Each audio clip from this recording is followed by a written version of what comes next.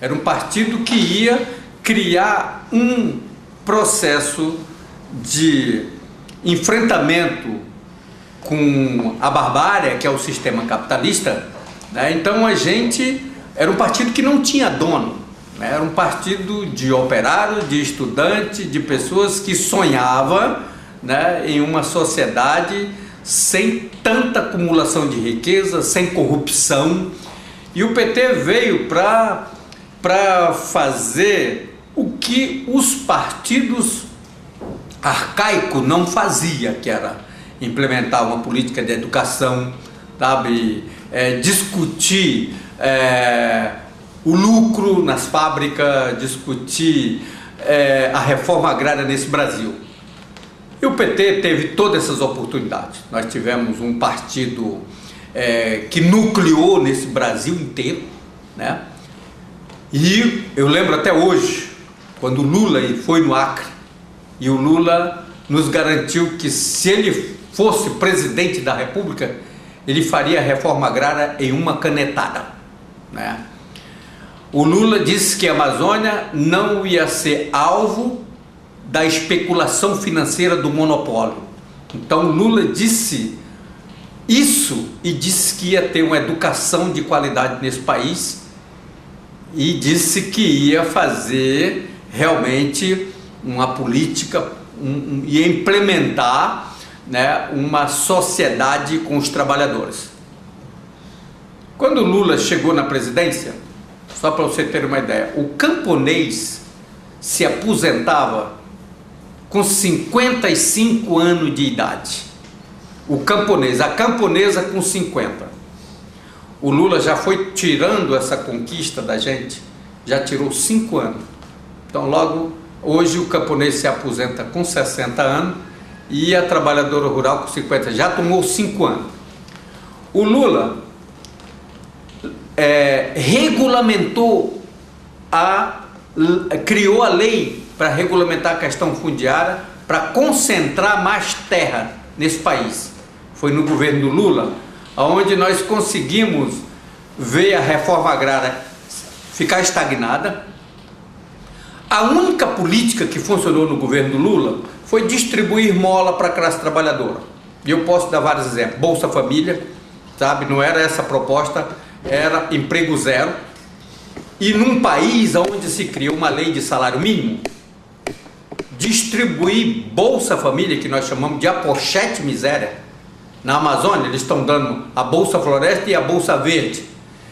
Então quer dizer, o Lula e o PT governou para o grande capital, porque muitos companheiros até dizem que o Lula, com essa Bolsa Família, Bolsa Verde, Bolsa Floresta, ele virou foi o pai dos pobres. Só que se ele foi o pai dos pobres, ele foi a mãe dos ricos, né? Porque o agronegócio teve, por exemplo, nos governos do Lula, por ano, recebendo do BNDES, dos bancos e tudo, conseguiu quase 130 bilhões de reais de implementação para o agronegócio fazer toda a sua depredação, né? E implementar projetos de soja transgênica, ou seja, a acumulação de riqueza no governo Lula foi espetacular. O Lula foi, no PT, no governo do PT, o principal menino propaganda de exportação do lucro, da riqueza organizada pela classe trabalhadora nesse país. A nossa educação é uma vergonha, sabe? A nossa universidade está caindo aos pedaços. E o Lula disse que ia investir na educação. Nós só temos uma sociedade sustentável se tiver uma educação de qualidade. E na Amazônia hoje, por exemplo, a grande maioria continua sem luz, porque ele disse que criou a luz para todos. Na Amazônia, a grande maioria não tem luz para todos. A nossa educação na Amazônia, onde eu moro, não desenvolveu, a não ser com as escolas que foi criada pelo próprio movimento. Então, quer dizer, a universidade hoje, né, virou um objeto e um investimento para o setor privado. mas a escola pública hoje está muito a desejar. Então essa foi a política. E o que a CUT fez? Porque o Lula, inclusive, quando saiu do governo, saiu dizendo que os usineiros eram os grandes heróis desse país. Ora, minha gente, grande herói foi o povo da Amazônia brasileira que lutou para que essa Amazônia não fosse detonada, que lutou contra a garimpagem, que lutou contra a biopirataria, que lutou contra a depredação dos meios naturais. E o governo do Lula criou, junto com a Marina, né, a Lei de Florestas Públicas, que é uma lei que dá concessão de uso por 40 anos para qualquer empresa, para qualquer ONG, para qualquer empresário, para eles fazer o que bem entender nessa área de concessão por 40 anos. Quando terminar a concessão dos 40 anos, essa lei permite que eles refaçam essa concessão por mais 30. Então eles privatizaram a Amazônia para ser biopirateada, para ser contrabandeada por 70 anos. Então isso, o governo Lula foi um governo para o agronegócio, para o hidronegócio, foi um governo para os banqueiros, né? Então não foi um governo para a classe trabalhadora, né? Foi um governo, apesar de dizer um governo para todos, mas para todos do agronegócio, para todos do grande capital, porque o desemprego continua, né? O salário de miséria continua, né? A educação estagnou e a nossa economia começa na decadência. Então não foi um governo que peitasse o sistema, né? O Lula não foi uma ameaça para o sistema. O Lula foi o que teve de melhor para o projeto neoliberal ser implementado nesse país. Então, e a CUT foi o seu braço de sustentação. Foi realmente a entidade que trabalhou a colaboração de classe. Então foi uma entidade que traiu a classe trabalhadora no seu processo de reivindicação, e que é lamentável a gente ver, né? Como a gente vê também o MST, que não quis acreditar, né? E não avançou no processo das ocupações de terra e ficou esperando que o governo do PT fizesse a reforma agrária. E a reforma agrária está aí com a terra muito concentrada, assim como a riqueza. Só que hoje a diferença é que naquela época, quando o Lula assumiu, o latifúndio era um e o empresário era outro. Hoje o mesmo dono do banco é o dono da terra, é o dono do latifúndio. Então a concentração da riqueza aumentou na mão de muito poucas pessoas. Então não podemos comemorar os 10 anos de boas lembranças do PT. Foi 10 anos de ilusão, né? Com esses projetos que não tem nada de sustentável. Então é lamentável a gente dar essas estatísticas, mas é a realidade. Hoje a Amazônia ela está sendo alvo de uma intervenção brutal. As hidrelétricas de Belo Monte é o exemplo, as obras da Copa que expulsa, e eles deram um novo nome de remoção, nós chamamos de expulsão das comunidades que estão nos seus bairros. Muitas vezes por uma obra da Copa, né, ele é removido, é expulso, né, para não ser mostrada a pobreza. Então Santo Antônio e Giral, Belo Monte, vários outros, né, os investimentos nos portos, aeroportos, né, e toda essa integração da América do Sul, articulada, né, pelo ISA, mas com apoio do governo do PT, é uma continuidade do que foi o projeto do PSDB. Então o Lula não mudou, ele só maquiou mais, né, a luz no campo, que ele mudou o nome de Luz para Todos. A Bolsa, né, a Bolsa Escola virou Bolsa Família, só mudou o nome, como a gente diz, só mudou a coleira, mas a cachorrada é a mesma. O que a gente viu em termos de corrupção nesse país? Não teve, o Collor não fez nem 20 20% do que o Lula fez, e a Globo blindou o Lula de toda essa corrupção orquestrada, sabe, nesse país através do mensalão e etc, etc, etc. Então é lamentável a gente dar essas estatísticas, mas é a realidade. Mas mesmo assim, esses governos populistas, que alguns chamam de popular, né, é igual, isso é óbvio, né? O povo está iludido, né? Porque o povo não conseguiu compreender que o sistema capitalista vai precisar desse tipo de pessoas para governar esses países. Foi assim aqui no Brasil, como está sendo na Bolívia, sabe, como foi na Venezuela, né? São projetos. Mas o Lula foi o que teve de pior na América Latina desses. O Chávez, pelo menos, ainda foi o ameaça ao imperialismo, ainda quase sofreu um golpe, né? O Evo Morales questionou o sistema um pouco. Agora o Lula, ele já veio adaptado, né, com o sistema, já veio bem amordaçado, né? E a Globo trabalhou para que isso acontecesse, pela competência de administrar com mais capacidade o plano neoliberal de que o PSDB. E o Lula, o PT, conseguiu trazer para a sua base, né, para o seu campo de aliança, todos aqueles principais inimigos da classe trabalhadora, né? A gente vê isso, quem apoiou o Lula, o Sarney, sabe? Depois você viu o Collor de Mello, tudo, formou-se uma aliança que era para não ter um levante mesmo da oposição burguesa, né? E a esquerda, né, hoje esse pessoal tem vergonha de defender o socialismo, né? E então hoje tudo é o discurso de uma sociedade sustentável, e que de sustentável, né, não tem nada. Hoje a Amazônia virou uma mercatização.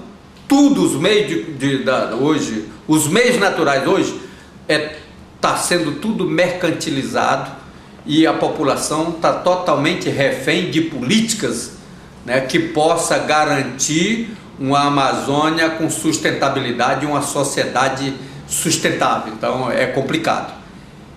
E o movimento popular ficou um movimento totalmente atrelado como um todo. Não foi só o movimento sindical. Você pega o movimento de moradores de bairro, você pega o movimento dos seringueiros, que virou ONG, o Conselho Nacional de Seringueiro virou uma ONG, você pega o MST, tudo assessorado pelas ONGs, e as ONGs, a chamada terceira via, hoje é uma das epidemias que nós podemos dizer que é uma infecção que precisa de receber uma dose de antibiótico, porque é as que tem de pior, de infiltração, sabe, com assessoria para estagnar o movimento. Então a sociedade tem que se alertar, o movimento estudantil, comunidade acadêmica, saber que hoje nós estamos numa sociedade maquiada, né, um sistema que maquiou o projeto neoliberal, uma roupagem nova para achar que está fazendo uma mudança, mas o sistema continua, né, implementando a barbárie, né, a desigualdade social, a acumulação de riqueza. Então, os 10 anos são 10 anos de tristeza, de traição, sabe, de tudo isso.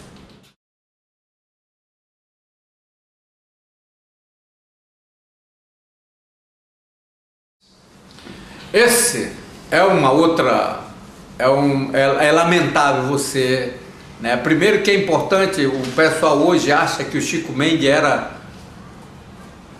um ambientalista ou um ecologista. O Chico Mendes sempre foi um sindicalista. O Chico Mendes sempre foi um socialista. O Chico Mendes sempre foi um libertário, sabe? Ambientalista foi um rótulo colocado depois da sua morte, porque o Chico conseguia ter essa visão de que a questão ecológica a questão ambiental, o desequilíbrio ecológico e ambiental era consequência do desequilíbrio econômico e social. Então ele conseguiu ver que a convivência das populações tradicionais da Amazônia era uma convivência saudável entre pessoas e a natureza, né? Então o Chico e a gente, junto com o Chico, trabalhamos, né, essa proposta de uma forma que fizesse uma implementação de uma sociedade que fosse realmente sustentável. Hoje o Chico virou objeto de propaganda, né? E o legado do Chico hoje é visto como que o Chico é um grande aliado do agronegócio, né? Eu passei numa exposição agropecuária no estado do Acre, o ano passado, onde o outdoor do Chico, né, no meio da exposição agropecuária dos que estavam envolvidos ou coniventes com o assassinato do Chico Mendes. Então, quer dizer, a UDR, o latifúndio nesse país, o agronegócio, todas essas políticas que foi implementada são culpadas pelo assassinato não só do Chico, mas da irmã Dora e de tantos outros, né, dirigentes na Amazônia e no Brasil que foram assassinados, como Margaridas e etc, etc. O sistema foi perverso, né, e o Chico foi vítima desse sistema e agora está sendo vítima, está sendo assassinado novamente com a mudança implementada pela política que o Chico defendia. E hoje querem convencer a sociedade de que o Chico defendia as hidrelétricas na Amazônia, a madeireira, a biopirataria. O Chico sempre foi contra, sabe, você ameaçar a fonte de renda dessas populações tradicionais e ameaçar as gerações futuras. Então, os meios naturais hoje criaram selo para tudo que foi meio natural. Selo FSC, sabe, bancado pela Marina no Ministério, pela WWF, pela USAID, pelas essas entidades, né? E pela muitas outras ONGs que antes combatiam o manejo madeireiro na Amazônia e que hoje estão tendo lucros, né?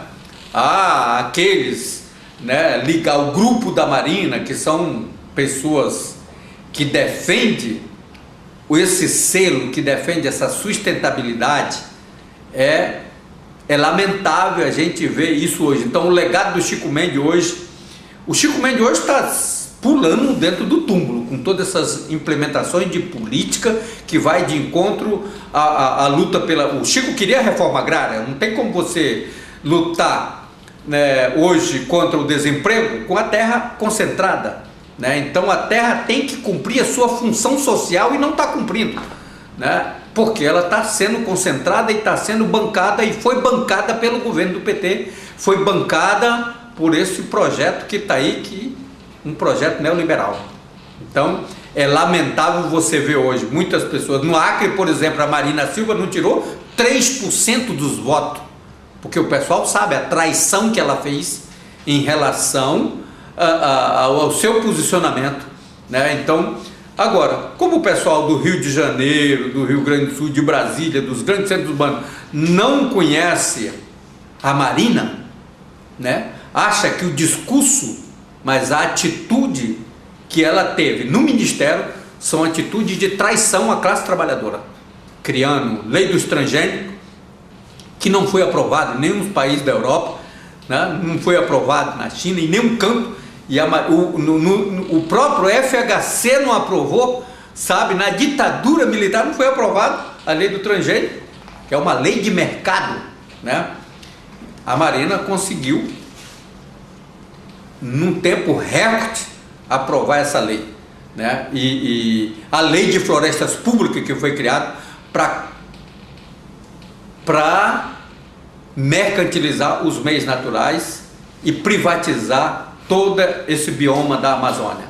Então, eu acho que hoje são poucos os intelectuais que têm essa visão, porque grandes intelectuais que na época se posicionavam abertamente, hoje se calaram, né? Então é importante que a gente passe novamente a socializar o que está acontecendo com esses grandes projetos de expansões na natureza, em nome da sustentabilidade, que é só mercantilização.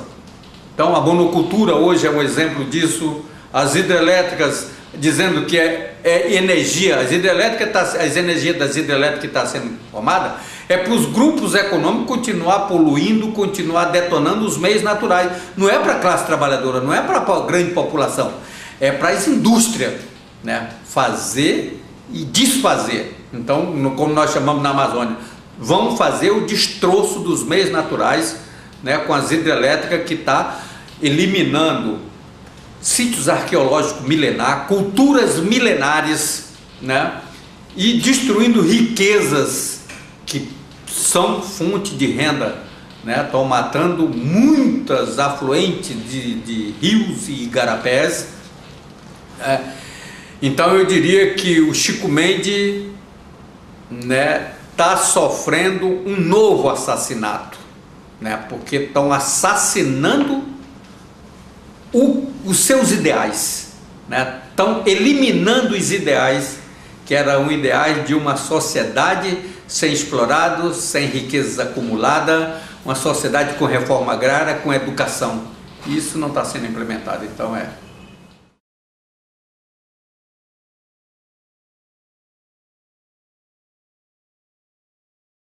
Primeiro, não tinha que ter nenhuma hidrelétrica na Amazônia. Isso sabe, você tem que começar primeiro. Eu sempre digo que na minha vida, o que eu não vou fazer, sabe? Agora, o que eu vou fazer, eu tenho que ter a responsabilidade de fazer com. Então eu acho que a sociedade é que tem que elaborar esse projeto, sabe?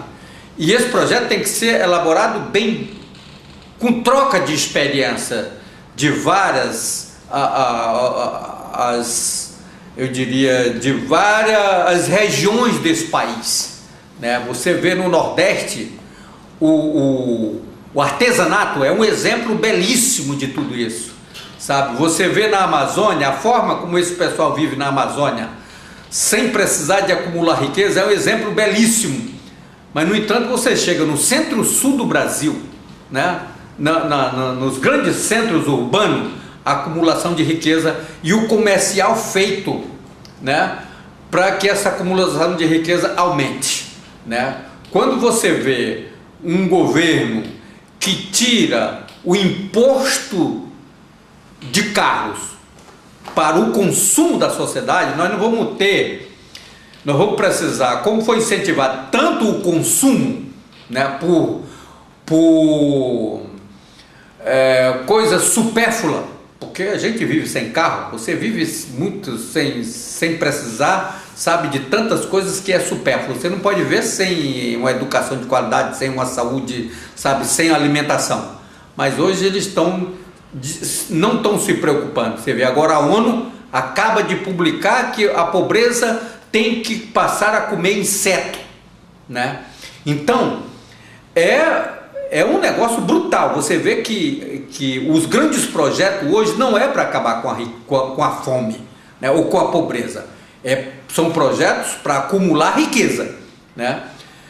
E eu diria que o grande projeto sustentável hoje seria, primeiro, a terra ter a sua função social. Isso é um grande passo para você acabar com as milhares de famílias, né? Os 126 bilhões de reais que o governo Lula deu para o agronegócio de mão beijada, dava para ter implementado quase 2 milhões de famílias sem terra nesse país, consolidado, um projeto de reforma agrária consolidado.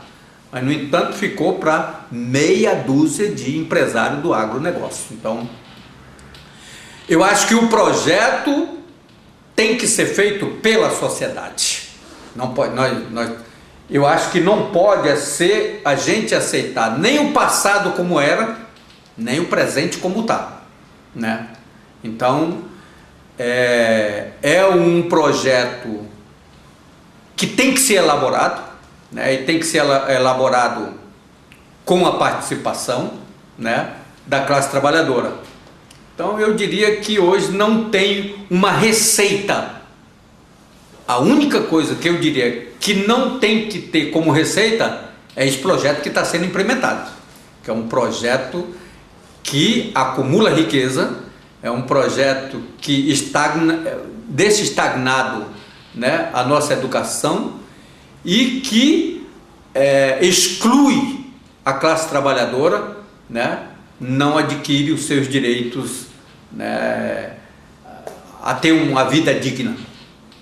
Então e eu acho que essa parceria ela tem que ser